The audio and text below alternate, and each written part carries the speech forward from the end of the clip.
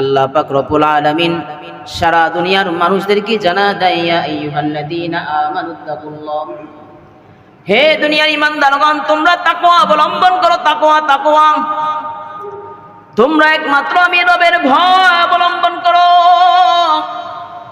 একমাত্র আমি রবকে তোমরা ভয় করো, আমি রবকে তোমরা ভয় করো, আমি রবকে তোমরা ভয় করো। আল্লাহ পাক রব্বুল আলামিনকে ভয় করলে বান্দা কি ফায়দা, কি লাভ, কি ফায়দা? আল্লাহ পাক রব্বুল আলামিনকে যে বান্দা ভয় করে দুনিয়ায় চলতে পারবে, ওই বান্দা দ্বারা কখনো গুনাহের কাজ হবে না। বান্দা যদি গভীর থেকে গভীর স্থানেও যায় গুনাহের কাজের মধ্যে নিমজ্জিত হয়ে যায়, ওই বান্দা মনে মনে চিন্তা করবে আমার অন্তরের মধ্যে আল্লাহর ভয়। দুনিয়ার জমিনে আমি যে গভীর স্থানে যায় দুনিয়ার গুনাহের কাজ করতেছি, যেইখানে গুনাহের কাজ করলে দুনিয়ার কোনো মানুষ দেখবে না, যেইখানে গুনাহের কাজ করলে দুনিয়ার কোনো মানুষ জানবে না, দুনিয়ার কোনো মানুষ টেরও পাবে না, এমন স্থানে যায় যে আমি গুনাহের কাজ করতেছি, এখানে যদি দুনিয়ার কোনো মানুষও না দেখে, একজন দেখে, তিনি কে আওয়াজ দেয়া বলেন আল্লাহ। একজন মানুষ আমাকে দেখে, তিনি বলেন আল্লাহ। দুনিয়ার মানুষ যেখানে যে স্থানে যায় নাফরমানির কাজ করে, গুনাহের কাজ করে, রব্বুল আলামিন দুনিয়ার সমস্ত মানুষদেরকে দেখেন।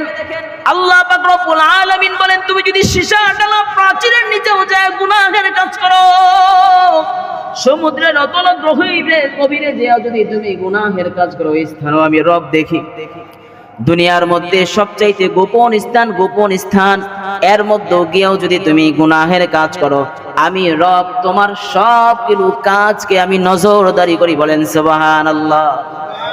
আল্লাহ পাক রব্বুল আলামিনের কত পাওয়ার, আল্লাহ তোমার সব কিছু দেখেন।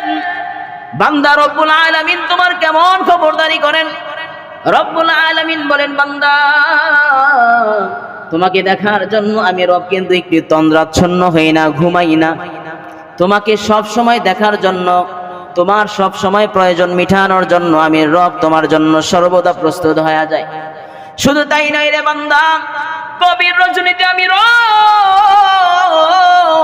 প্রথম আসমানে এসেও বান্দারে ডাকি, বান্দা ওঠো ওঠো, এই বান্দা তোমার কি প্রয়োজন, তোমার কি হাজত, তোমার কি দরকার, আমি রবের কাছে চাও, আমি রব পুরায়া দিব। বান্দা তখনও কিন্তু তুমি ঘুমের ঘরে ঘুমায়া যাও, আমি রব তোমার ডাকি, কিন্তু তুমি বান্দা সাড়া দাও না, এরপরও আমি রব তোমার উপর রাগান্বিত হই না।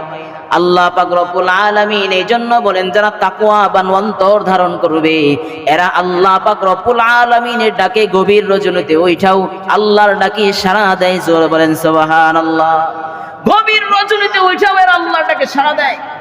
যারা আল্লাহ পাক রব্বুল আলামিনের ভয়কে ধারণ করবে, এদের অবস্থাটা এমন হবে, এরা যদি নামাজ একক মিস হয়ে যায়, এদের অন্তরের মধ্যে জ্বালা যন্ত্রণা শুরু হয়ে যায়, কারণ এদের অন্তরে ভয় কার? জোরে বলেন, এটা আওয়াজ দিয়ে বলেন, ভয় কার?